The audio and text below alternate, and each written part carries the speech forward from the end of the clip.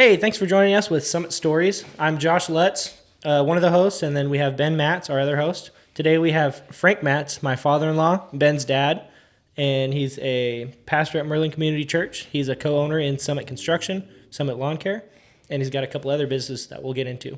All right, how's it going? How's your day been so far?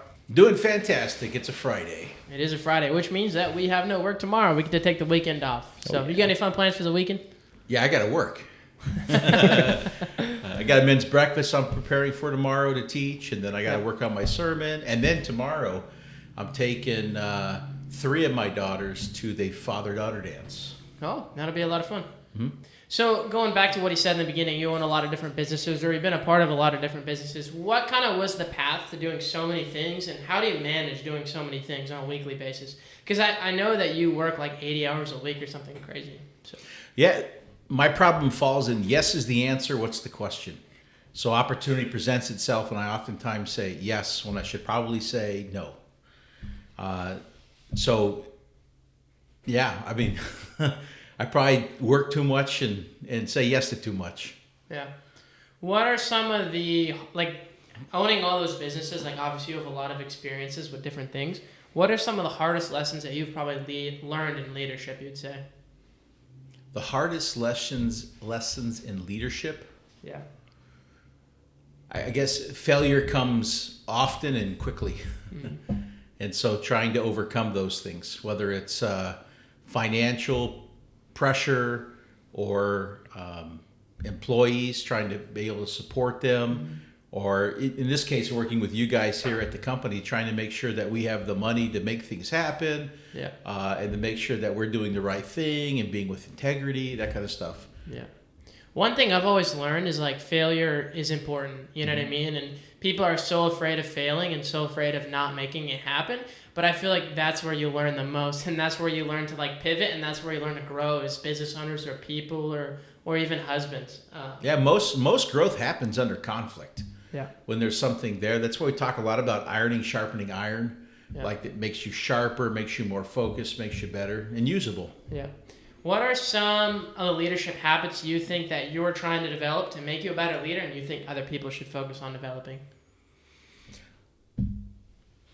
Humility, number one. I think humility first when it comes to leadership, understanding that you don't have all the answers, you've not walked all the paths, you don't have the corner market on wisdom.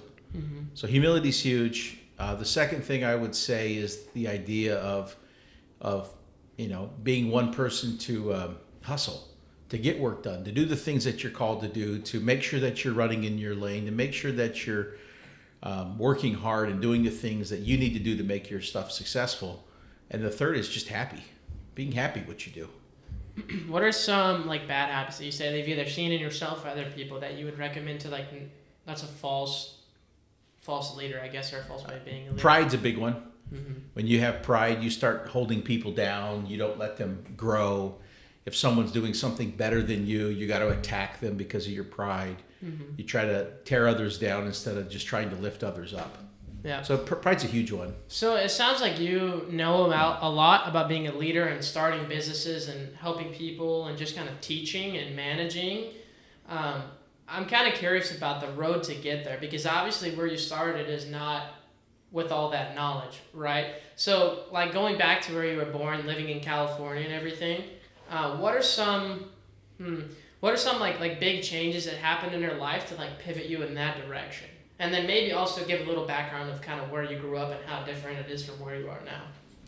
Yeah, so growing up in California, to mom and dad that I love, a couple of siblings, man, life was hard. Life was hard. We moved around a lot. We were homeless a lot, I think from 4th grade to 11th grade, kind of perpetual homelessness. I know that I didn't want to raise my kids in the environment that I was raised in. I know that my parents tried really hard to provide for us a better home, but things didn't just work out the way that they wanted to. Yeah. Problems came. And I really didn't feel like my parents at the time had any leadership ability or to do anything. And I didn't even know what leadership was at the time. I just know that I didn't want to go that direction, but I don't know how to go anywhere else. Yeah. So I think the first part of it was surrounding myself with people who I could look up to. Not that I could look up to my mom and dad. I love my mom and dad, but people that were on a different trajectory doing different things that I probably wanted to do. Kind of a So- goal that you could get to. Yeah, so surrounding myself with healthy people. Well, they people say who are if you doing hang things- out with 3 people, you become the 4th, right? Well, I think I say the 5 people you hang out with, you become a conglomerate of those 5. Yeah. Yeah. So I think for me, trying to do that, reading a ton of books, trying to figure out why I am the way I am, and then understanding that I didn't know a lot. I was very arrogant growing up, and I was very prideful in my younger days, thinking I had all the answers and thinking I was going to fix everything, and realized no, I'm just in bad shape as everybody else. So that's where the humility came in. God knocked me down a couple of pegs over and over again, and tell him like, yeah, okay, I guess I don't have the answers. I think humility is a big thing for me, and like I remember like a pretty pivotal part in my life was being a kid and thinking that I knew everything. And when you're 16, 17, 18, you think you know everything about everything, and you think you're smarter than everybody. And I think like at the time I was living with you and Mom, and I remember like you bringing me into your bedroom and talking to you and being like, listen, like I see the qualities that you have and the leadership qualities, the ones you have and the ones you don't have. And I see a lot of myself in you, and I'm very proud of you, but I also am disappointed in certain areas because I don't want you to have the same failures and make the same mistakes I did. And at the time I was very mad because it's like, how do you sit there and listen to your dad point out all your failures and point out all your flaws? But then I learned to realize that, like, 1, that shows how much you love me and how much you care about me. But 2, that's when I really feel like I started working on myself and realizing what he was saying. Like, my dad cares enough about me to tell me what he sees I need to work on. Yeah. And that's when I kind of realized, like, wow, okay, I'm not as good as I think I am or as smart as I think I am. And I need to surround myself, like you said, with people that either work in the industry you want to work in or they know things that you want to know. And that was a huge thing for me to be like, okay, I need to take a step back and like humble myself and really think about who I want to be as a person. So I think that was huge. Yeah, I think every dad wants what's best for their kid. I think every parent does. I know for my dad grew up down in Santa Barbara, involved with some gang activity and stuff, and didn't have a good life himself. And he was always like pushing me. He kept me out of gangs.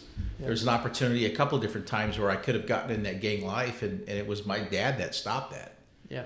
So, Do you ever wish that you kind of chose a different, more lucrative route in your life?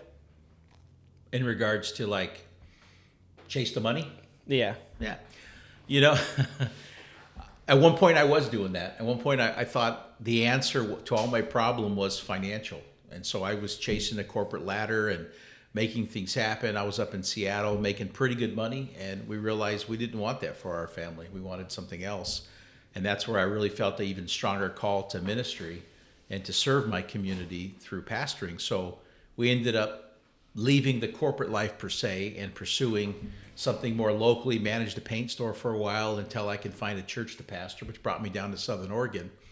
And then so I just came down here, man, and just to pastor the church. Well, pastoring doesn't pay money, so you got to work a job. So the whole time I've been down here, I've been bivocational, whether it's working at a school or working with Hearts of the Mission with homeless teenagers, or working at U715 Ministries, or at the Chamber of Commerce, all kinds of different places that I've worked, also that I can like pay the bills so I can keep serving in ministry. So as far as wanting to do the money, I tried that. I didn't answer my questions as far as my life goes. Made it fill that void. But serving does. So oftentimes people think, man, you run a nonprofit, you must be rich. But no, I make no money doing a nonprofit. I make no income at all. We do it all, and we do the fundraisers, everything to serve our community. So the leadership question you asked earlier on about why did you get into the work, that kind of stuff, I realized that my mom and dad tried the best they could, and they needed help. And there was no one there to help them. My brothers and myself and my sister, we needed help, and there was nobody there to help us. We did have some church members that really took us under their wing, but as far as like teaching us how to like go forward and like change things, there was no help. So one of the things that my wife and I started doing is working with legacy family leadership to help families, to help marriages, and to help leaders thrive in our community by teaching them the lessons that I wish I would have known. And then so, yeah, I mean, no, I don't wish I had a more lucrative career. I'm hoping that you two retire me and pay all my bills till I die. So one more question. obviously as Ben and I as contractors, we want to be in a good financial state for our families. What's one thing that we can kind of use to remind ourselves not to just chase the money? I would say align yourselves with the Lord. Align yourself with the Lord. Make sure you're on his agenda doing his thing, and everything else will come to you, right? Seek first the kingdom of God and his righteousness, and everything will be added. He knows what your needs are. He knows what my need is, and he provides. I know that's not like a construction answer, but that's the truth, man. Yeah, it's hard because, like, how do I say that? Because, like, I feel like sometimes business is a science and not necessarily just like an art. And so it's like I want to see, like, results, and I want to see things on paper, and I want to see my retirement plan, and I want to see the account grow. And, like, while I have a lot of faith in God to provide that, because he's always taken care of us, he's always provided more than enough, sometimes I have a hard time with just not just, like, having it out on paper. Like, when you were having these different businesses and these different ventures and everything, did you ever stray away from having a structured plan, or did it just lean more towards faith, or, like, how does that? So I totally trust the Lord. There were times in our life where we were making no money, and I was trying to do ministry without a full-time job to pay the bills, and the Lord provided for all our needs. Money would just show up. People would just show up with checks or cash to pay our bills. So that, God provides that way. It was pretty incredible chapter in our lives. But as far as everything else goes, no, I'm a disabled veteran, so I have a VA pension check every month. My medical's covered, so I'm not got to worry about that. The mortgage is paid for. We don't have any really big debts. Mm-hmm. And then I got a retirement plan set up, and I pretty much don't even. I'm the retirement plan. I'm just I got money set aside, but I just never look at it. Yeah. And so every time there's a need and we have funds, we usually give to make it happen. Mm-hmm. So whether it's covering expenses for friends or family members or nonprofits or even the construction company, mm-hmm. we try to figure out a way to make sure that we can make sure everything happens. Yeah. So I'm not too worried about it. Yeah. So you would say that most of your career is based off fulfillment, not necessarily money. Mm-hmm. Which one of those businesses or ventures that you do would you say is the most fulfilling for you? Pastoring a church, by far. By far. I was created for this. I love it. I love being with people. I love encouraging people. I'm comfortable when people are in grief to be able to sit with them in that grief and comfort them, being a good gospel friend. I love teaching. I love studying. I don't like being in front of people not so much, but I'm kind of getting more comfortable with that. Yeah. So I was talking about being in front of them in like a public platform, like on the stage. Mm. But what are some lessons from ministry that apply directly to business leadership, you'd say, and were like very transferable for you? Or maybe vice versa, like maybe you learned your leadership qualities before pastoring a church, is kind of what it sounds like for me talking about going to the corporate ladder to church. Yeah. So one thing that people understand is the people are the ministry, mm-hmm. and the people are your company. Mm-hmm. Whether it's your employee or your customer, you want to take care of them. It's the same in ministry. Right? All the people in the community, you're wanting to take care of them. You're wanting to serve them. You're wanting to love them the best you can. And the same with your company. You take care of your employees. You love them. You love each other as your co-owners. You're serving each other. You're dying to self. You're lifting the other up. Mm-hmm. And then you're providing opportunities not only for your employees to grow. I mean, I was just talking to one of the guys today, and he was like excited that we would give him Saturday off to go be with his mom. Mm-hmm. Like, I'm like, that's a no-brainer. Why would we not do that? Yeah. So, but other places he's worked, they wouldn't offer him that. He had a job to do, and he had to do it. So I'm all about family. I'm all about people. And I'm all about taking care of our customers. Integrity first, man.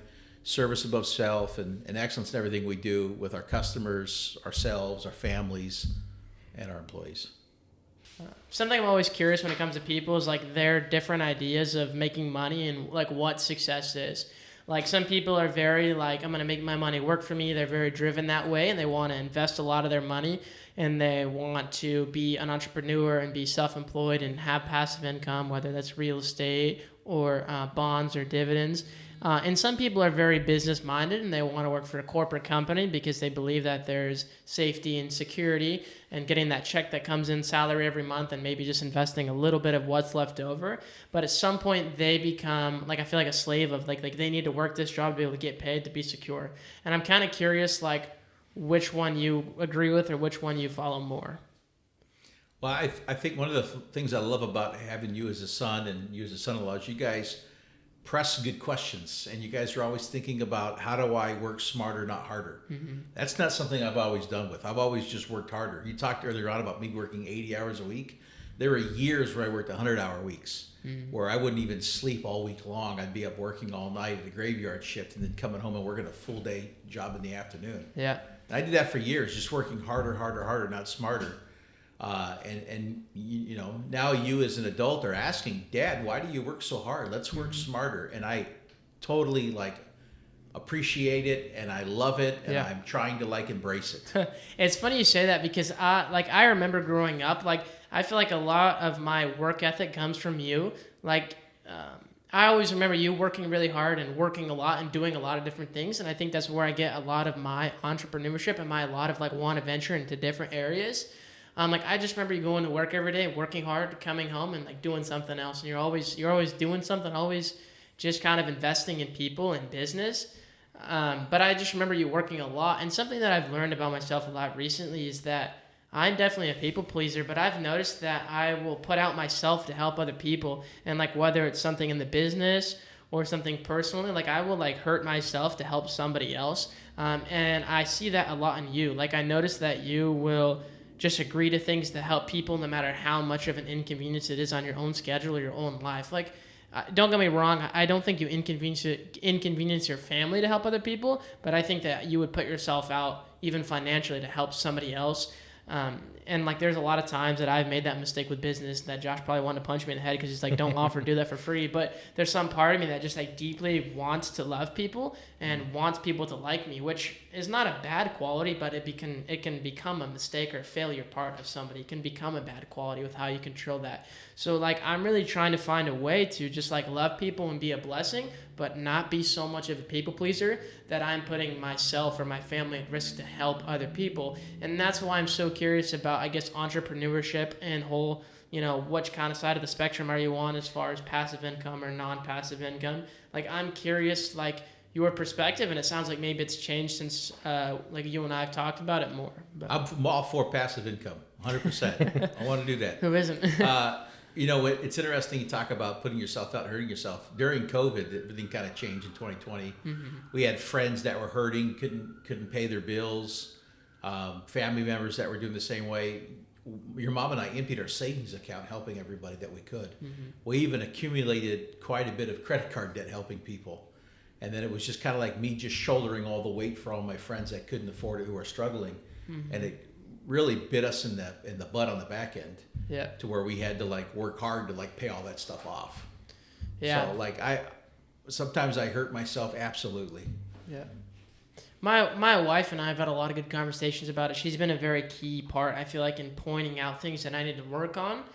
And one of those things, she made a very good statement. It's like, you can't just work harder to fix every single problem in your life, Ben. Like you have to actually, you know, I mean, like take things off your plate and like sometimes you just need to work on yourself. Like she's told me that I think worse of myself than anybody else does. And even Josh has pointed that out. Like, dude, like you can't put the whole world on your shoulders. Like you can't try to take on everything. Like you try to do everything for everybody and make everyone's problems your problems. Like you can't do that. And so sometimes like I have a hard way of straying away from that. Yeah, so it's interesting. One of the things that I kind of got stuck in years ago, because I do a lot of counseling with people, I sit with people in usually their darkest moments. And I kind of got burned out because I started taking on everyone else's problems and trying to make them my own. Mm-hmm. And I went to a counselor one time and we're just kind of talking and I'm trying to get perspective on things, on how he helps everybody. And he said, Frank, the problem is that you're caring for people instead of caring about them. And I was like, well, what do you mean by that? He's like, well, you're taking on all this stuff and trying to care for everybody and trying to fix everyone's problems. Let them fix their own problems. but you can care about them, and you can be there and sit with them and talk to them and ask them questions. And I was like, oh, I don't know if I can do that. But then I started doing it, and I think I help more. People know how to fix their own problems, generally speaking. And if you start talking to them and asking them questions, they can figure it out themselves pretty quickly, as opposed to me trying to like fix people's problems and get them a job or get them work or get them whatever, or pay their bills. And so for me now, I'm just trying to learn how to just care about people, to be empathetic, to be sympathetic, to encourage them, to ask good questions. Maybe I can connect them with somebody else, but I don't got to do all the work, and I don't got to carry that burden. Yeah. I think Josh is really good about that. And that's one of the ways I look up to him is like his communication is so clear, and he's very good about knowing the boundaries of friendships and relationships. And I don't always know that. Yeah, I was just thinking it's kind of interesting to think about the comparison between like being a contractor and what you were doing with counseling. Like sometimes you're in people's worst moments, like their house just flooded. And it's like you have to think about you running a business and you're going to end up helping more people if you don't take their matter personally and take it upon yourself to go out and help, like, work their extra hours and, pay for certain material. Like sometimes you just have to sit with them and not work for them. Yeah. Or not work, you know what I mean? You're right. The temptation is you're working with a widow who's got some problems, right? Yeah. And you're like, okay, yeah, we can fix this. And you realize, oh, this is all bad. Well, we're going to go ahead and do this for you, no problem, free. And then you realize, oh, actually, they need a new roof too. Like you can't do everything. Yeah. So what do? I'm still trying to figure that out. Because that's the problem is I would just try to do everything and then out myself. So it's like I don't know what to do in this situation, because for me it's like, I think where do you draw the line, right? Because it's like I want to help this person and I want to love on this person, right? But I want to feel like I did everything I could to help them. So if this widow, like I'm doing this for free, but she needs a new roof, like part of me is going to feel like I didn't help enough if I didn't help her get a new roof. I don't know how to get past that. But with like Josh would be like, well, look what you already did for her. You're doing this at a discounted rate. You offered to do this for free. Why are you trying to always go the extra mile when you already have gone 4 extra miles? Yeah. Yeah, I think part of it can come with connecting with other people. Mm-hmm. So we don't have to have all the answers. We don't got to fix everything. But we can maybe do something and then reach out to somebody else that can offer the next service for free. Yeah, I was going to say maybe try to get in contact with some kind of, maybe a church group who goes out and helps widows or something. Mm-hmm. Oh, someone who's designed for that. Yeah. Yeah, our church used to have something like that. I think we're trying to get something going again. But another church I was a part of had that. They had a group of men and women that went out and like fix things for free. They would even purchase all the supplies, and they would build things, tear things down, fix them, repair them, and it didn't cost the person anything. It was pretty amazing work. Yeah. So being that you're a father of 6, like what we've all talked about here is just kind of about Josh and I. Mm-hmm. How has it been watching your kids grow into adulthood and have their own lives and their own businesses and their own families? It's amazing. I love it. Yeah. I couldn't be prouder of my kids and their spouses. I like all good dads and grandfathers, man, I brag on you guys all the time. Everything from seeing the careers that you've all chosen and the careers you're working in, all of you, it's been amazing. And then being able to connect with each of you in the different sphere. So each of my kids I can connect with on different levels, whether it's you guys with the construction sphere, Eddie with Joe's place, Taylor Ann and Justin with working with families with their work, to Lizzie with painting and construction stuff as well, and then Leanna with just play dates and everything else. Tea parties and then even with Savannah with with Jameson, and then her work at the church and volunteering more. Mm-hmm. Like, dude, it's awesome. I'm so happy, so proud, so thankful, so grateful. So being is that I'm going to be dad soon here in a couple months, yeah. I'm curious, like, your kind of experience. What was probably your biggest fear as a father? I didn't have a fear as a father because I was too full of myself and, not a good dad. The first several years, man. I think Taylor Ann was born when I was in the military. Lizzie was born when I was in the military. Eddie was born as I was getting out of the military, so I wasn't around at all for those really much. And then when you and your sister were born, I was so focused on working and trying not to be homeless and working a lot of hours that I wasn't around much when you guys were little. It wasn't until we moved to Southern Oregon that I was available more and working from home and trying to be more involved with the family. So, Yeah.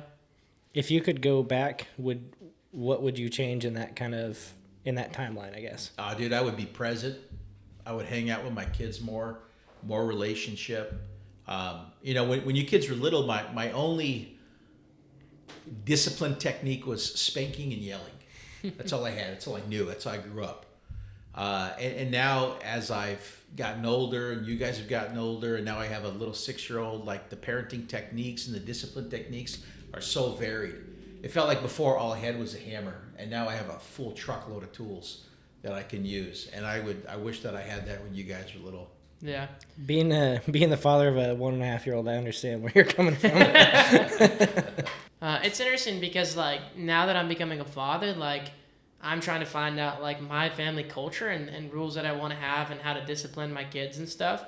And I think about like your parents and the way that they raised you and you grew up. And I just want to say before we kind of end things here, like I'm very grateful for you and how good of parents I have and how good of a dad you are, because I like know the stories and seen the way that you were raised. And I don't hold anything against you. I hold no grudges from my childhood. Like I think about the way that you were raised and the way that you are now, and like you did a very good job of wanting to change that, wanting to break the cycle of whether it was like abuse or hard relationships, and just wanting to just like be there for your family and be present and love. And that's something that I want to replicate going into having a son and a family. So I really appreciate that. Yeah, one of the things that's interesting is you can't change your childhood. Yeah. Right? You can't change yours. You can't change yours. But at some point, you can take ownership of your life and make things the way you want it to be. And so you don't got to be defined by your childhood or your trauma, whatever. I have a great relationship with your grandma now, my mom. Yeah. I love my mom. I call my mom all the time, and we're always talking and doing things. Wish my dad was alive so I could have that same relationship with him. Yeah. And so I don't hold anything against my parents. My mom, like I did, we tried the best we could, and we screwed up a lot. And then now we put our kids on our shoulders, and our kids are doing bigger and better things than we did. And they're going to be better parents than we ever were. You guys both are. Josh, I see you and Savannah with Jameson. Man, you guys are amazing parents. I wish I was that good. Thank you. Yep. Just Taylor Ann and Justin with their kids. Amazing work. You and Elena, man, you're going to be great parents. I wish I would have been that good when I was younger. So I'm very proud of you guys. Thank you. Seems like you certainly got the wheel turning for the generation of your guys' family to be, going on a better path. So that's awesome. Legacy, family, and leadership. Breaking generational cycles. That's what we do. My wife and I work on now. Yeah. Just before we end things, I just want to kind of bring it back a little bit to kind of what you do, and that's kind of being community-minded and just being service-minded and wanting to help people. As a community and service-minded people, what would you say that every community could use more of? Love and listening. I think we need to be people who can have friends that disagree with politically, that can disagree with philosophically and still be friends. I think, we would be a stronger community if we can just look past differences sometimes and just work together. So love your neighbors yourself is a huge one. Mm-hmm. And doing so requires us to love people who are not like us. Yeah, absolutely. You got anything else to add, Josh? Nope. Well, your final statement ties into what our final statement is that the world is full of nice people. If you can't find one, be one.